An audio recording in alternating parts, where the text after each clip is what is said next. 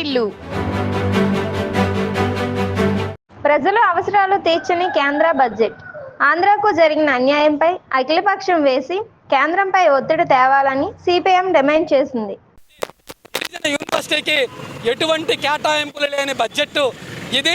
పైగా ఈరోజు రాష్ట్రానికి జిఎస్టీ ద్వారా రావలసినటువంటి ఆదాయాన్ని కూడా ఇవ్వకుండా నిరాకరించినటువంటి బడ్జెట్. పైగా పోలవరం ప్రాజెక్టుకి ఈరోజు పరిహారం పెంచేటట్టు కనిపించిన నిర్వాసితులకి బడ్జెట్లో ఎటువంటి కేటాయింపులు లేకపోవడం అనేది తీవ్రమైనటువంటి ద్రోహం. ఈ విధంగా ఆంధ్ర రాష్ట్రానికి బడ్జెట్ ద్రోహం చేస్తే ఇక్కడ ఉన్నటువంటి కూటమి పెద్దలైనటువంటి చంద్రబాబు నాయుడు కానీ పవన్ కళ్యాణ్ కానీ ఏమీ మాట్లాడకపోవడం చాలా అన్యాయం, సిగ్గుసేటు.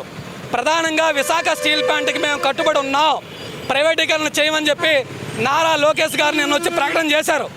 అంతకుముందు 11,441 కోట్లు మేము ప్రత్యేక ప్యాకేజీని ప్రకటిస్తామన్నారు. కానీ ఈ బడ్జెట్లో గత బడ్జెట్లో 8,000 కోట్లకు పైగా కేటాయిస్తే ఈ బడ్జెట్లో 3,000 కోట్లతో సరిపెట్టారు. అంటే 5,500 కోట్ల రూపాయలు ఈరోజు విశాఖ ఉక్కు కర్మాగారికి కేటాయింపులు తగ్గాయి. పైగా ఆ 11,000 కోట్ల ప్రస్తావనే ఈ బడ్జెట్లో లేదు. 1వ తారీఖున 25వ వార్షిక ఆర్థిక బడ్జెట్ ప్రవేశపెట్టడం అనేది ఆర్థిక మంత్రి గారు నిర్మలా సీతారామన్ గారు ప్రవేశపెట్టారు. అది ఇది ఏమాత్రం కూడా ఆంధ్ర రాష్ట్రానికి సంతృప్తికరమైనది కాదని చెప్పేసి సిపిఎం పార్టీగా ఈ బడ్జెట్ సమావేశాల్లో ఖండిస్తూ ఉన్నది. ఎందుకంటే ఈరోజు పెద్ద ఎత్తున ఆంధ్ర రాష్ట్రంలో ఉన్నటువంటి కార్మికులు వలసలు పోతూ ఉంటే ఈరోజు బడ్జెట్ కేటాయింపులో దొల్లతనం అనేది కనిపిస్తూ ఉన్నది. ఈరోజు మహిళలు కానీ అలాగే బాలికల విద్య కోసం కానీ అలాగే సంక్షేమ పథకం శిశు సంక్షేమం కోసం కానీ ఈరోజు ఎటువంటి నిధుల కేటాయింపుల్లోనూ కూడా దొల్లతనం కనిపిస్తుంది.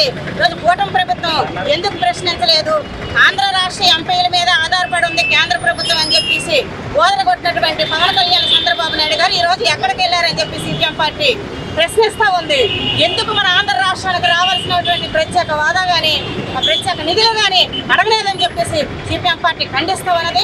అందుకని ఈరోజు రాష్ట్ర వ్యాప్తంగా కూడా సిపిఎం పార్టీ మండల అలాగే జిల్లా కేంద్రాల్లో కూడా ఈ బడ్జెట్ కేటాయింపుల పైన నిరసన కార్యక్రమాలు చేయాలని పిలుపునిచ్చింది. అందులో భాగంగా ఈరోజు విజయనగరంలో కూడా ఈ యొక్క కార్యక్రమాన్ని మేము జరిపిస్తూ ఉన్నాం.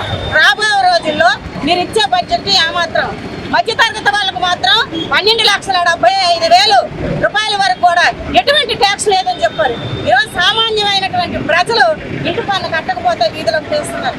అంటే ఈ కేంద్ర ప్రభుత్వం కార్పొరేట్లకు కొమ్ము కాస్తుంది తప్ప ప్రజానికానికి ఎటువంటి లాభం లేనటువంటి బడ్జెట్ ని ప్రవేశపెట్టిందని చెప్పేసి ఈరోజు సిపిఎం పార్టీ మీడియా ద్వారా ఈ యొక్క కేంద్ర ప్రభుత్వానికి ప్రశ్నిస్తూ ఉన్నది. మీడియా ద్వారా